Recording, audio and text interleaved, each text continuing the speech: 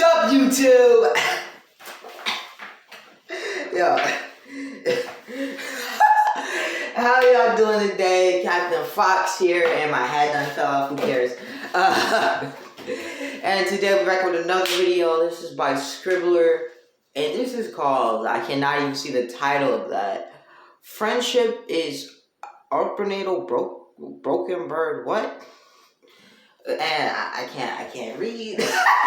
I'm kidding. I can read, but like, what's that even say? I can do it, but let's get into the video. Hope y'all like, subscribe, hit the bell. Let's get it, guys. Hey, you. Yes, you, watching this video. Do you want to own a piece of Scribbler? Yeah. Only not a lock of hair or blood or flesh or anything else that will get you in trouble with the law? Sound good? Well, now you can, with t-shirts, hoodies, tote bags and mugs featuring Obab Scribbler at her Teespring store. You know you want to. I shall now stop talking in third person and send you on to the video. Be lovely to each other and enjoy the show. Yeah, I will. I will. This is a good show.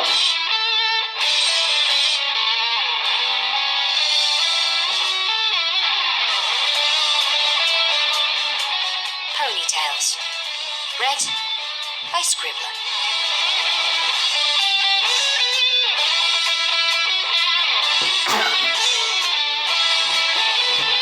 Hey, can you get to the video? Like,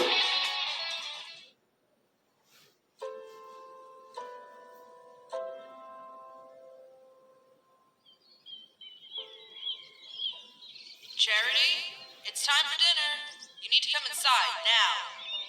Charity Bella looked toward her house, hidden by the trees, and winced. When her mother... All four of her brothers and sisters were treated like grown-ups. James even got to stay out late courting Peggy down the street, and he never got in trouble. So what if she was the youngest? She was going to be 12 next week. It was time for her parents to treat her with a little bit of respect. But for now, she'd better get home and face her punishment. Hiding and forcing Mother to come looking for her would only make it worse. She wiped the mud from her hands onto her smock, making little difference to the state of either her clothing or her hands, both being grimy and disgusting from her romps through the Pennsylvanian woods. She'd just started back toward home when she heard a low, plaintive moan echo through the woods. Though she hesitated, she decided that dinner could wait a few more minutes while she investigated the source of the noise somewhere off to her left. She stumbled over a fallen tree trunk that had come down in the storm last night, a powerful downpour that had nearly flooded their fields with its intensity. That would have been a disaster, not least because it would... hold on. Back. Need no fresh-picked strawberries right outside the back door of their little one-story cottage her family lived in. It was a tight fit, and Charity promised herself that someday she would have a bedroom she didn't have to share with her two sisters. Although Bethany had been out learning the ways of the outside world until just recently, and returned with a great many stories of life outside their sleepy little town. Why, just last night, Charity had been up nearly half an hour past her bedtime, enraptured by stories of boxes that could display anything at all, even things that weren't real, or call up information from anywhere in the world. Charity had been skeptical. These computer things sounded too good to be true, but Bethany swore on her very soul that she was not a fibber. There was that whine again, closer this time. Twigs and leaves crunched underfoot as Charity drew closer to the source.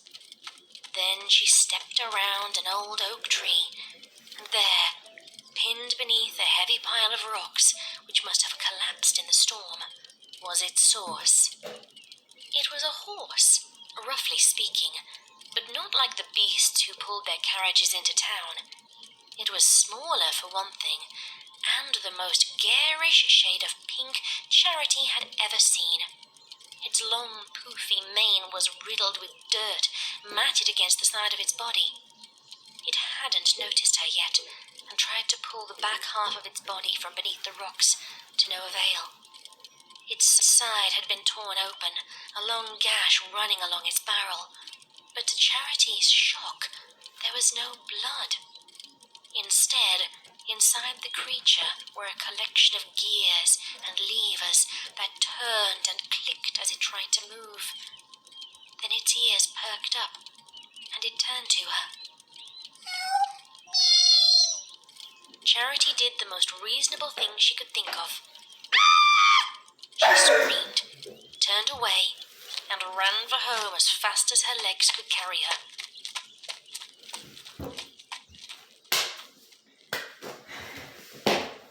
Girls react just kind Her of stupid. family had already begun the pre-dinner prayer. Look, I get it, it's weird, but like, it said help me, so it's not like I'm not gonna sit there and be like, oh. I'm not gonna help you, you know? Like, it's not like I'm gonna sit there and just be like, I'm not gonna help you. No, I'm gonna help that thing. Like, come on. She arrived, and she respectfully Unless it's bowed her head as a well, as she psychopathic, tried to slow evil her little pounding entity, then rather not, I'll When the just rest leave of it her out there to family looked die. up again, Okay? she burst out with the story of what she had found in the woods. Mother! Goodness! Charity, you were positively disgusting! Her mother cut her off. Go wash up before you join us for dinner. The usually obedient girl didn't follow the command, though. There's a horse in the woods! And I think it's hurt! I'm gonna cut out the video. It's stuck under some rocks and it can talk! Her father, a huge bear Yo, just hold on for just a second. We're back. of a man with a thick bushy beard, frowned at her. Charity, what did we tell you about making up tales? Horses cannot talk. But... Your mother told you to wash up. Now go do so, and come back before your dinner gets cold. Defeated, Charity sighed and dropped her head. That's the thing about parents, though. Parents don't believe in all that stuff. And sometimes when things like ghosts and stuff happens, parents don't believe them. They just be like, oh, that's not real. You just probably saw something. When we all freaking know, like, stuff like that is real. And stuff like that happens. Like, you gotta take that to serious measures. You know? Yes, Father. By the time she'd cleaned up and returned, the rest of her siblings were well underway eating their meal. As usual, Charity's eyes were drawn to the bright orange shirt which her sister Bethany was wearing, in stark contrast to the black and white modest apparel the rest were dressed in. Some of the clothing she'd brought back with her had sparked a huge fight with Mother, who felt that no proper daughter should be seen in something so immodest. She was looking at Charity with an odd expression. A talking horse? Really? What did it look like? Pleased that at least one of her siblings was taking her discovery seriously, Charity nodded vigorously. It was pink on the outside, but its insides were made of metal. Bethany tapped on her chin. It sounds like a pinky bod. I can't believe one would be all the way out here, though. Her mother frowned. Bethany, none of that. I know you enjoy your time out in the world, but there's no sense filling Charity's head with silly ideas about things like that uploading nonsense you were telling us about last night. What's uploading? Charity asked, ignoring the displeased look her parents were shooting her.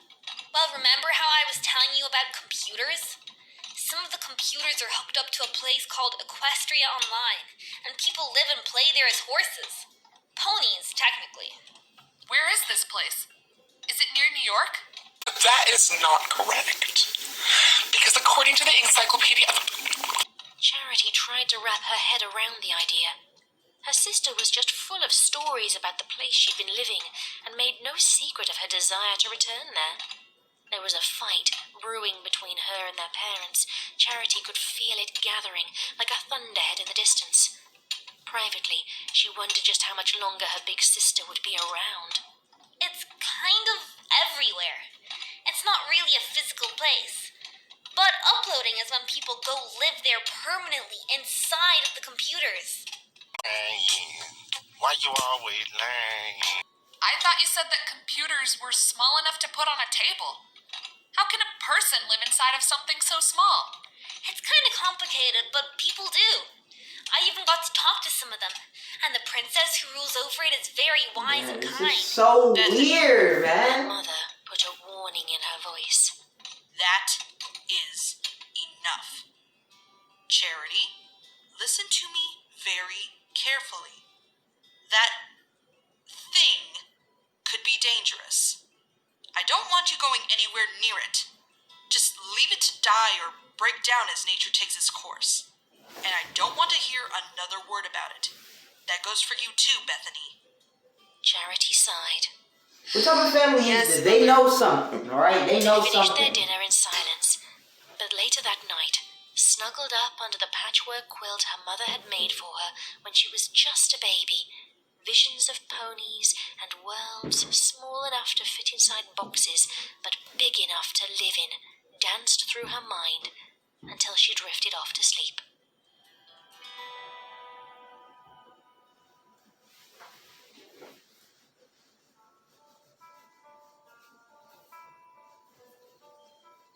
The next day was a school day, but Charity didn't go straight home after it was over.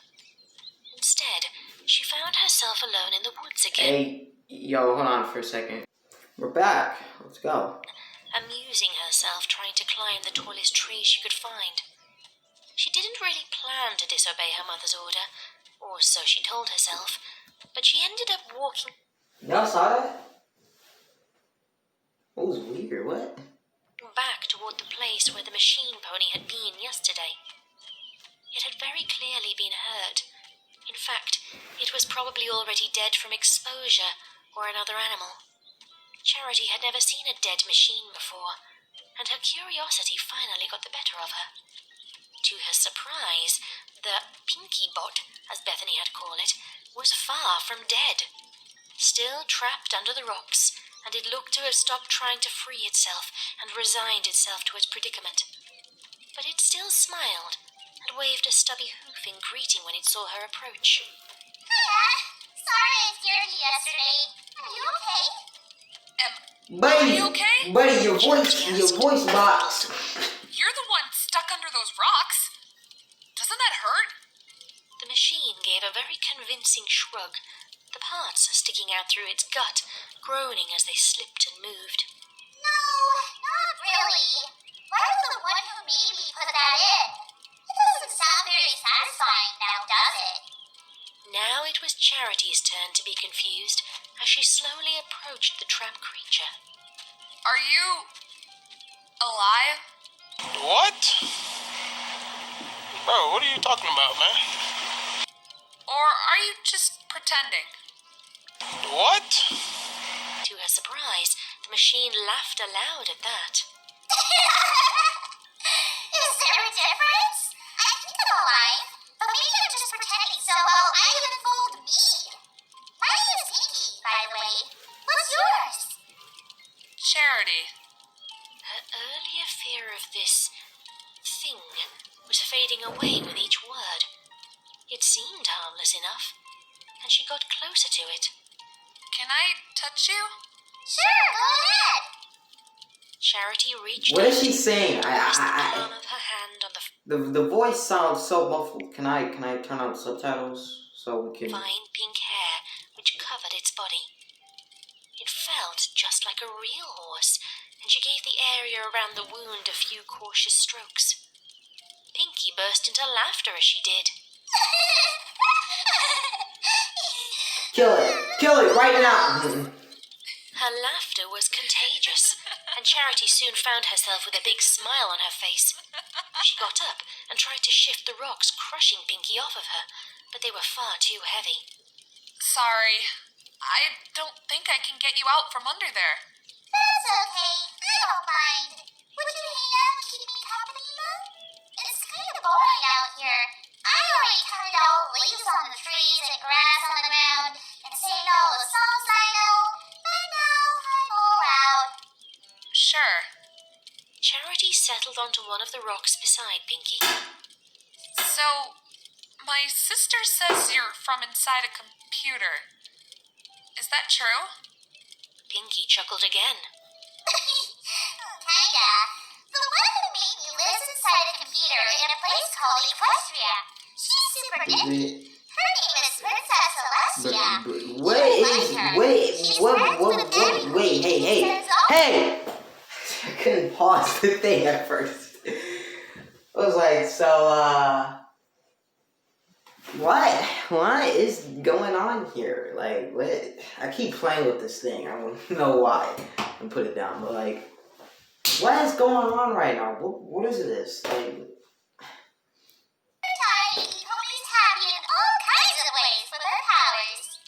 She sounds very nice. Can't she help you? Or send somebody to help you get out? no. I'm sure I'm here is because she wants me to be here. I trust her.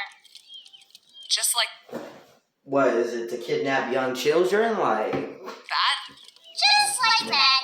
After all, if I hadn't got stuck here, I would have met you. nah, some don't seem right here. This seems very wrong. This thing is it says a dark fanfic on this thing. It doesn't say it here, but it's in the title somewhere. Like, no, that ain't right. That ain't right. It's about to get dark. Charity frowned. You make her sound like God. You aren't supposed to say things like that. Yeah. They told us at church that God doesn't like that. You're supposed to respect him above all other things. Pinky's smile turned into a pout. I'm sorry. I didn't mean any disrespect. You can meet her, though. Well, what is you saying? What is you saying? I the voice of the Pinky robot. It's kind of like, it sounds like something you hear out of Batman. Like, it sounds scrambled. Like, ugh. It sounds like, you ever gotta chill forever. Like, you don't know what he's saying, man. You sound like Batman, bro. I'm not sure I'll be able to. We don't have a computer at home, and my sister Bethany says that's where she lives. Yeah, it is. That's why I must have a boring life. Tell people all about how super neat Equestria is. Well, I kind of see why they don't have that. I mean, they look like pilgrims. Sometimes I'm gonna help people go there. That's the best. But sometimes people don't want to go since you can't really come back. Most people don't mind once they've been living there for a little while. What about people with families and things? Don't they miss them? They can come too. The more the merrier.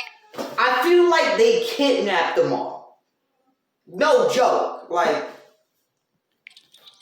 They sat in silence for a little while Charity... something ain't right. I kid you not. The only sound was the wind rustling through the leaves of the trees around them. Anyway, thanks for coming out here and hanging out with me.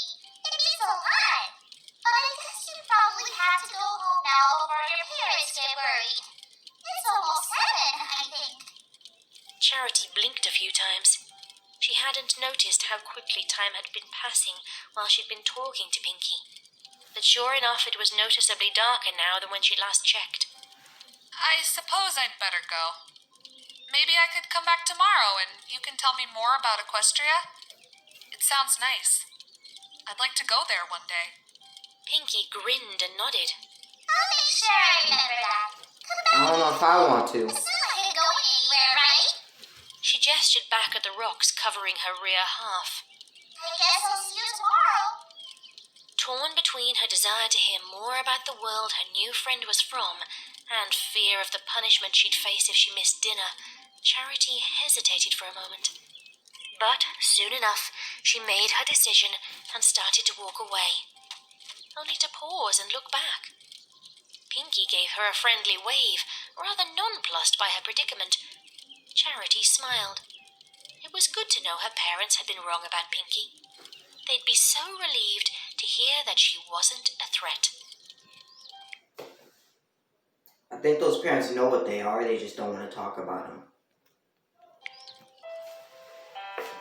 Something ain't right. I'm telling y'all, something ain't right. Something ain't right. Seems very off. What? Charity cowered before her mother's anger. I just talked to her for a little while. She was telling me all about Equestria, and it sounds really... What did we tell you last night, Charity? Interrupted her father. Charity looked across the dinner table for support from one of her brothers, but they were all carefully studying the peas on their plate and offered her none. We specifically told you to stay away from that thing. What made you disobey us like that? I just wanted to talk to it.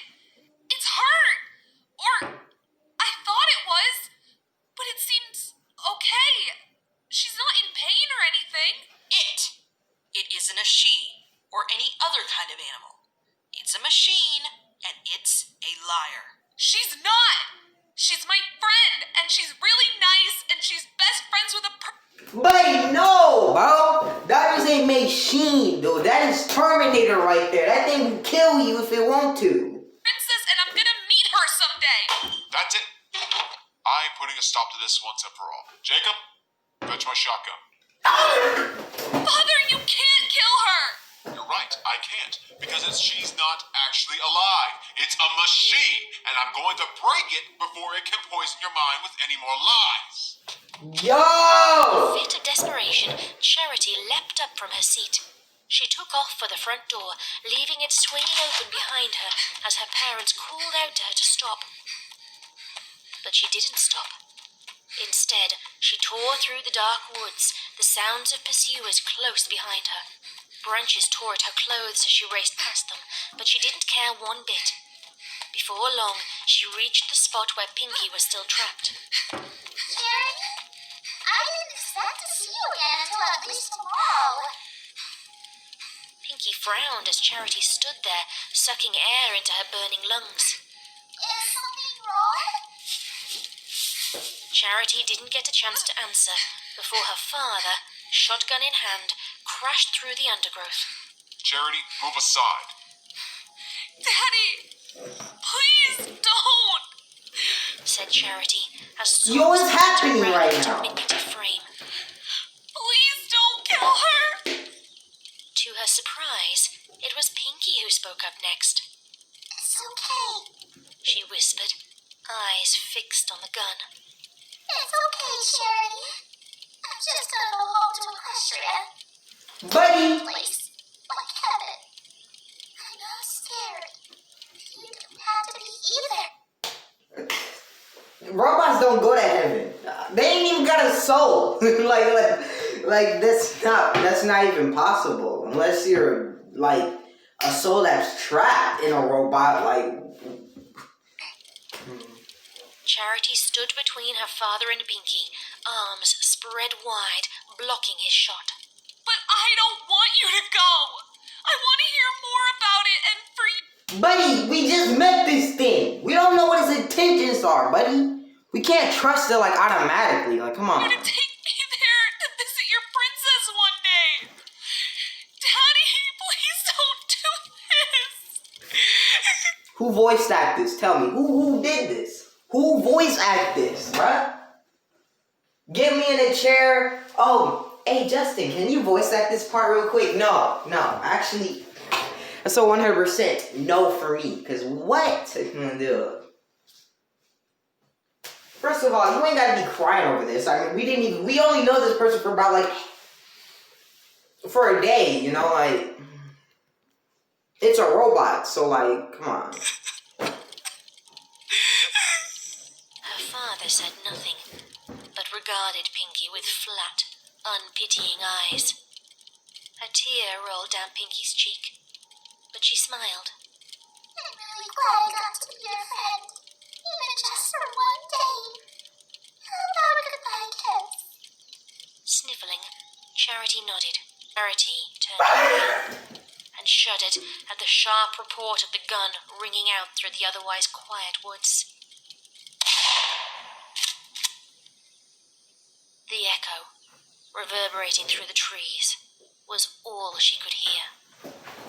She forced herself to look back at the remains of the machine.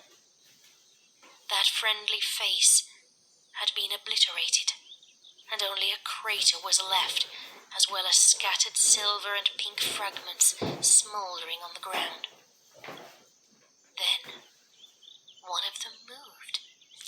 What? Charity and her father watched, frozen in place, as the pieces of the robot shimmered and melted. The rest of Pinky's body began to melt as well into a pool of pink liquid that shifted and flowed of its own accord. Streams of pink trickled out of the rocks and gathered into a single puddle. And then the puddle began to take a new shape.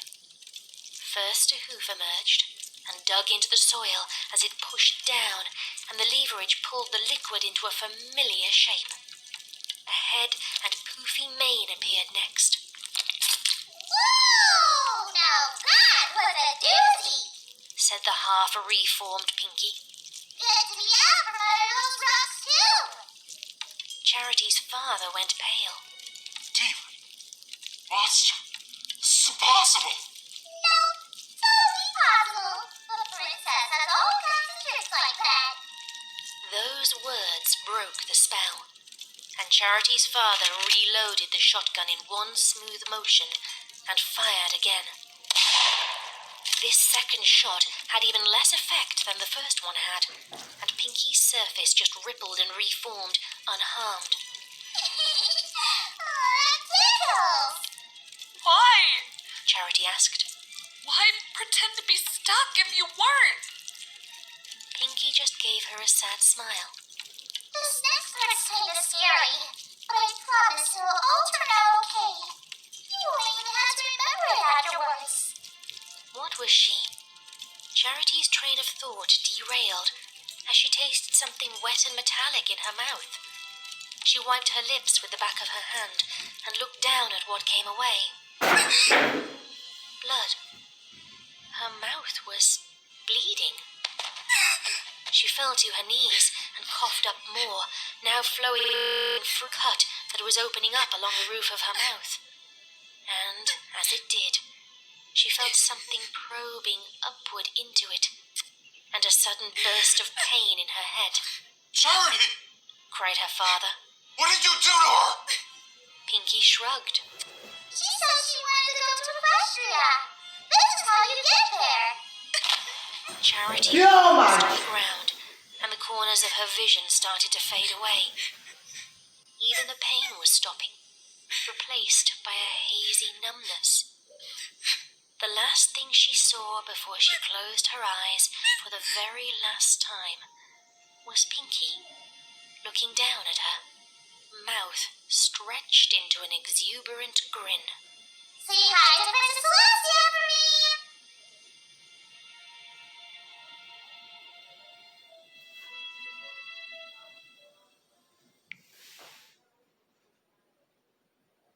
So she died?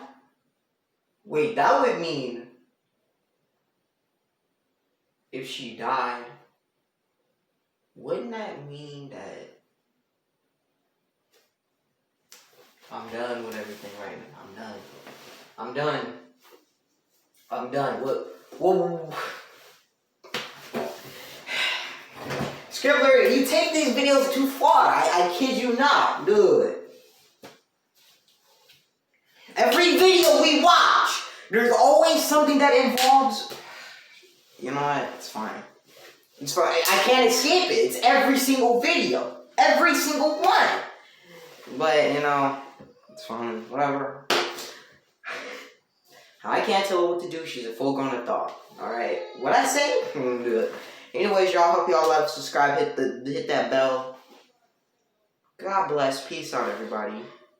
What did we just watch?